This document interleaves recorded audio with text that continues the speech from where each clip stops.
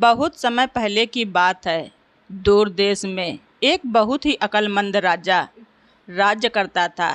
वो अपने आसपास बहुत सारे बड़े बूढ़े मंत्रियों को रखता था ताकि वो अपने फैसले करने के लिए उनसे उनकी सलाह ले सके। उसका राज्य बहुत अमीर था और उसके राज्य के सभी लोग उससे बहुत खुश थे। उसके राज्य में सब कुछ ठीक ठाक था सिवाय एक चीज़ के। उसके अपने बेटे को महल के आसपास के बूढ़े मंत्री पसंद नहीं थे। खास करके वे बूढ़े जो उसके पिता से मिलते थे। एक दिन उसने अपने पिता से पूछा, पिताजी, आप अपने पास इन सफ़ेद बालों वाले लोगों को क्यों लगाए रखते हो? ये लोग खुद तो बहुत पुराने ख्यालों के हैं ही और साथ ही दूसरी कोई नई चीज़ देखना भी नहीं चाहते। सच तो ये था कि उन बूढ़े लोगों को देखकर राजकुमार को लगता था कि उसका पिता बूढ़ा हो रहा है।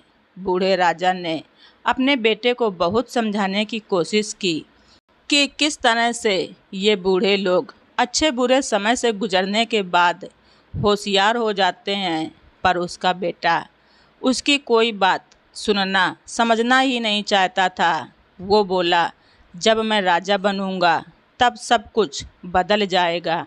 इस बात को सच होने में ज़्यादा समय नहीं लगा। बूढ़ा राजा एक दिन बीमार पड़ा और कुछ ही दिनों में इस दुनिया से चल बसा। उसके मर जाने के बाद उसके नौजवान राजकुमार बेटे को राजा बना दिया गया। जैसे ही वो राजा बना, उसने वही किया जो वो कहा करता था। उसके राज्य में बहुत सारी चीज़ें बदल गई। उसने सलाह लेने के लिए अपने साथ नौजवानों को रख लिया क्योंकि वो अपने पिता की तरह बूढ़ा होना नहीं चाहता था। राज्य के सारे बूढ़े लोगों को राजा ने राज्य छोड़ने का हुक्म दे दिया। उन लोगों ने राजा से बात करने की कोशिश भी की, पर राजा ने किसी से भी बात नहीं की। वो तो नौजवान सलाहकारों से घिरा हुआ था और बूढ़े लोग उन लोगों के लिए बेकार थे। राजा का दिमाग बदला नहीं जा सकता था। राज्य के सारे लोगों ने अपने अपने बूढ़े माता पिता को दूर किसी गांव में रहने के लिए भेज दिया। कुछ बैलगाड़ी में बिठाकर अकेले ही छोड़ दिए गए। कुछ को सहायता की ज़रूरत थी, सो उनके बेटे बेटियां उनको उठा कर ले गए। सारे राज्य में लोग रो रहे थे सिवाय एक नौजवान के। राजा के नए नौजवान सलाहकारों में से एक नौजवान सलाहकार ने राजा की बात नहीं मानी। उसने अपने बूढ़े पिता को राज्य से बाहर नहीं निकाला, बल्कि अपने ही घर में एक गुप्त कमरे में छिपा दिया। उसने अपने पिता से कहा, पिताजी, मैं आपको कहीं नहीं भेज सकता। जब तक मैं बड़ा हुआ आपने मुझे वो सब दिया जिसकी मुझे ज़रूरत थी। अब आपकी देखभाल करने की बारी मेरी है, इसलिए मैं अब आपको कहीं नहीं भेज सकता। और उसका पिता वहीं छिपे रहे। राजा के बूढ़े लोगों को बाहर भेज देने के कुछ समय बाद ही पास के एक ताकतवर राज्य से एक दूत आया। उसने राजा से कहा, हमारे राजा ने आपके पास एक संदेश भेजा है। मैं अपने हाथ में ये एक छोटे से पेड़ की डंडी पकड़े हूँ। हमारे राजा ने पूछा है कि इस डंडी का कौन सा सिरा पेड़ के ऊपर की तरफ का है और कौन सा सिरा पेड़ के नीचे की तरफ का है। अगर आप इसका जवाब सही सही देंगे तो हम आपके राज्य को आज़ाद छोड़ देंगे, और अगर आप इसका सही सही जवाब न दे पाए तो वे अपनी बड़ी सी सेना लाकर आपके राज्य को जीत लेंगे और आपके लोगों को अपना गुलाम बना लेंगे। आपके पास इस सवाल का जवाब देने के लिए 7 दिन हैं। अब राजा के पास तो सब नौजवान सलाहकार थे, सो वे सब इस सवाल का जवाब ढूंढने के लिए इकट्ठा हुए।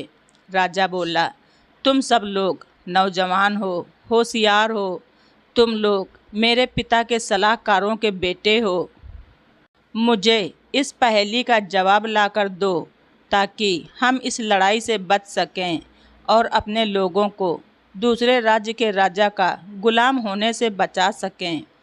पर उन लोगों ने तो कभी अपने पिताओं की तरह से खेत जोते ही नहीं थे और ना ही कभी जंगलों में काम किया था।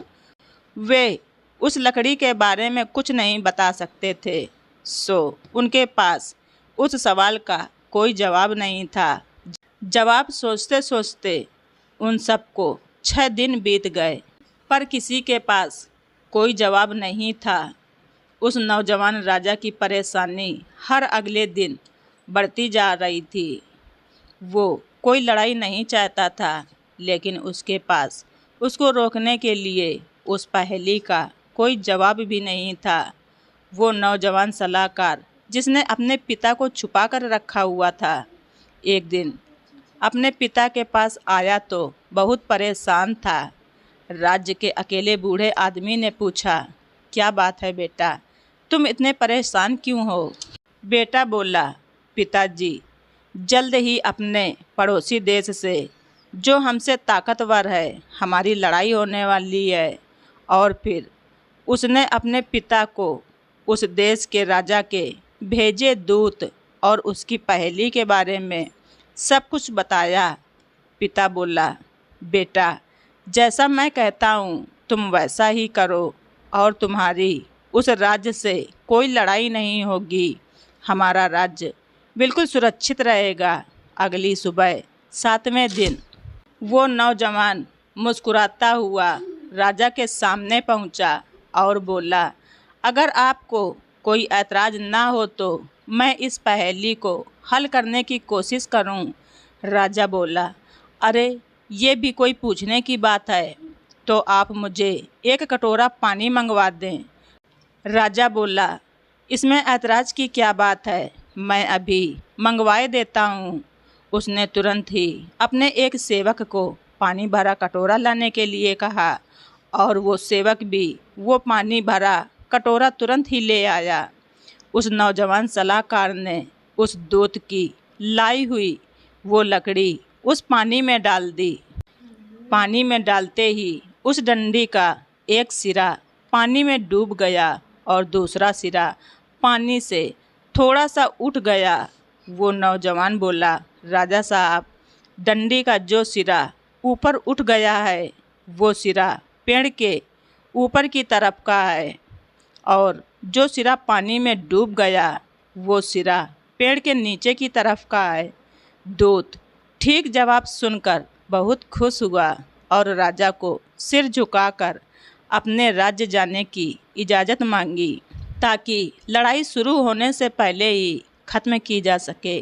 दूत अपने राज्य को चला गया और दरबार भी बर्खास्त हो गया। तब राजा ने उस नौजवान से पूछा, तुमको इस सवाल का जवाब कैसे पता चला जबकि हमारे और कोई सलाहकार इस पहेली के हल का पता नहीं लगा सके? वो नौजवान बोला, सरकार, मैं झूठ नहीं बोलूँगा। मैं अपने पिताजी से बहुत प्यार करता हूँ और इसी वजह से मैंने आपका हुक्म नहीं माना और अपने पिताजी को राज्य से बाहर नहीं भेजा। मैंने उनको घर में ही छिपा कर रखा हुआ है। वो बूढ़े ज़रूर हैं, पर आज उनकी अक्लमंदी ने हमारे राज्य को बचा लिया।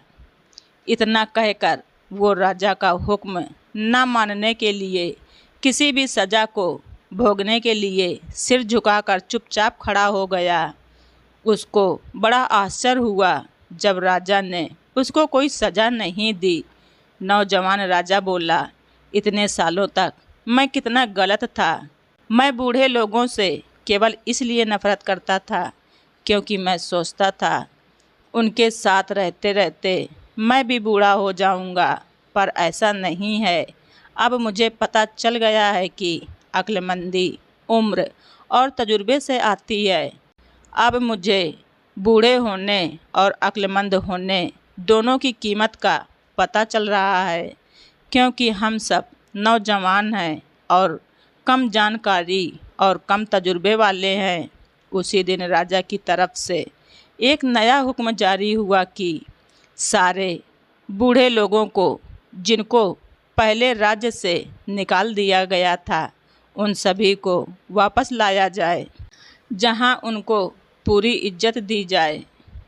उसके बाद जो राजा बूढ़ों से नफरत करता था, वो बहुत लंबी उम्र तक जिया और उसने बहुत सालों तक अक्लमंदी से राज्य किया।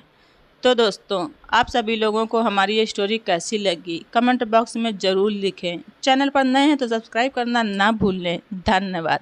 रिचा वाइस।